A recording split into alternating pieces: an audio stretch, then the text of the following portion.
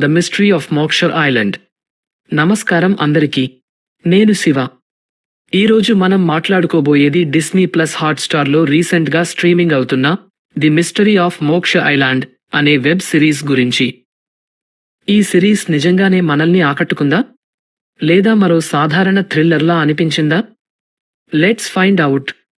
విశ్వక్ సేన్ అనే ఓ సైంటిస్ట్ తన మరణానంతరం తన కుటుంబాన్ని మోక్ష అనే ఐలాండ్కి పిలిపిస్తాడు.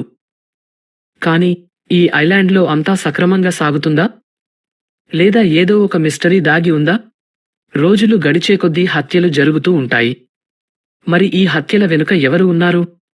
ఈ ప్రశ్నలకు సమాధానం తెలుసుకోవాలంటే ఈ వెబ్ సిరీస్ చూడాల్సిందే. కథ చాలా ఆసక్తికరంగా మొదలవుతుంది. మొదటి కొన్ని ఎపిసోడ్లు నిజంగా బాగున్నాయి. ప్రియా ఆనంద్ తన పాత్రకు చాలా బాగా జీవం పోశారు. అశుతోష్ రాణా మరియు అక్షర గౌడ కూడా తమ పాత్రలకు న్యాయం చేశారు. సినిమాటోగ్రఫీ మరియు మ్యూజిక్ కూడా చాలా బాగున్నాయి. కథ మధ్యలో కొంత సాగదీతగా అనిపిస్తుంది. ట్విస్ట్లు అంతగా ఆశ్చర్యపరచలేదు. చివరి కొన్ని ఎపిసోడ్లు కొంచెం బోరింగ్గా ఉన్నాయి. కొన్ని పాత్రలను బాగా డెవలప్ చేయలేదు. కథలో కొన్ని ప్రశ్నలకు సమాధానం దొరకలేదు.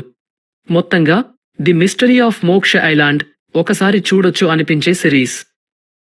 కానీ ఇది ఒక గొప్ప థ్రిల్లర్ అని చెప్పలేం. మిస్టరీ థ్రిల్లర్స్ ఇష్టపడే వారికి కొంచెం నిరాశ కలిగించవచ్చు. మీరు ఈ సిరీస్ చూశారా? మీ అభిప్రాయాలు కామెంట్స్లో తెలియజేయండి. లైక్ చేయండి, షేర్ చేయండి మరియు సబ్స్క్రైబ్ చేయండి.